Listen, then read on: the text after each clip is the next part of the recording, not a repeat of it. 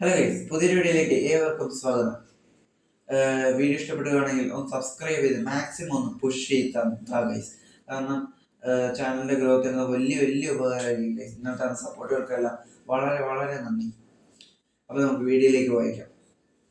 Indian ഫുട്ബോളിനെ ഇന്ന് കാണുന്ന ഈ ദുരവസ്ഥയിലേക്ക് തള്ളിയിട്ടതിൽ അഖിലേന്ത്യാ ഫുട്ബോൾ ഫെഡറേഷൻ AIFF വഹിച്ച പങ്ക് ചെറുതല്ല. എന്നാൽ AIFFന്റെ തലപ്പത്തിരിക്കുന്ന തമ്പ്രാക്കൾക്ക് അവർ ചില തീരുമാനങ്ങൾ എടുത്തിരിക്കുന്നു.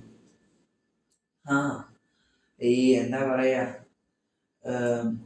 താരങ്ങൾ, കോച്ചസ്, അതേപോലെ ക്ലബിന്റെ സിഇഒമാരടങ്ങുന്ന ഒഫീഷ്യൽസ് ഇങ്ങനെ പിന്നെ മഞ്ഞപ്പടയുടെ നേതൃത്വത്തിൽ ആരാധകര് ഇങ്ങനെ മെയിലൊക്കെ അയച്ച് എന്താ പറയാ, തലപ്രാന്ത് എടുത്തുകൊണ്ടാണോ അതോ നല്ല എന്തോ ഇടപെടാൻ തോന്നിയോണ്ടാണോ എന്നറിയില്ല, കല്ലിന് കാറ്റ് പിടിച്ച AIFF എന്ന അഖിലേന്ത്യാ ഫുട്ബോൾ ഫെഡറേഷൻ കൂടുതൽ ഇടപെടലുകൾ നടത്തി തുടങ്ങിയിരിക്കുന്നു.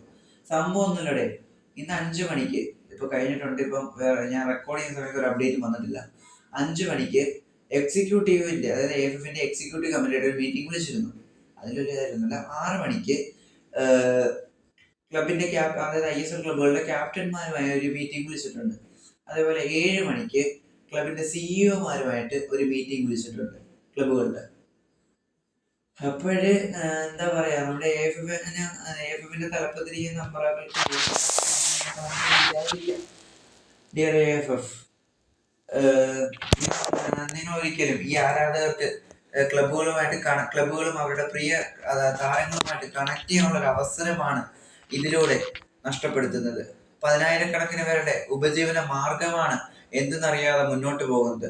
നിങ്ങളുടെ ഇന്ന് പറയാം, നാളെ പറയാം, മറ്റന്നാൾ പറയാം എന്ന ഇങ്ങനെയുള്ള നീട്ടി കൊണ്ടുപോകലിലൂടെ ഒന്ന് ആലോചിക്കണം. നമ്മുടെ രാജ്യത്ത് ഒന്ന് ആലോചിക്കും നിങ്ങള്, നമ്മുടെ രാജ്യത്തെ ലീഗ് ഇതുവരെ തുടങ്ങിയിട്ടില്ല. മറ്റു രാജ്യങ്ങളിലെ ലീഗുകൾ പകുതിയായി.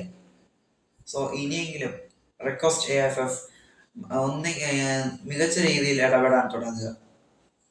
വീഡിയോ ഇഷ്ടപ്പെട്ടാൽ ലൈക്ക് ചെയ്യുക, ഷെയർ ചെയ്യുക, ഹൈപ്പ് ചെയ്യാനും ഒന്നും മറക്കല്ലേ ഗൈസ്. കാരണം അത് ചാനലിന്റെ ഗ്രോത്തിന് അത് വലിയൊരു ഹെൽപ്പായിരിക്കും, വലിയൊരു സഹായം ആയിരിക്കും ഗൈസ്.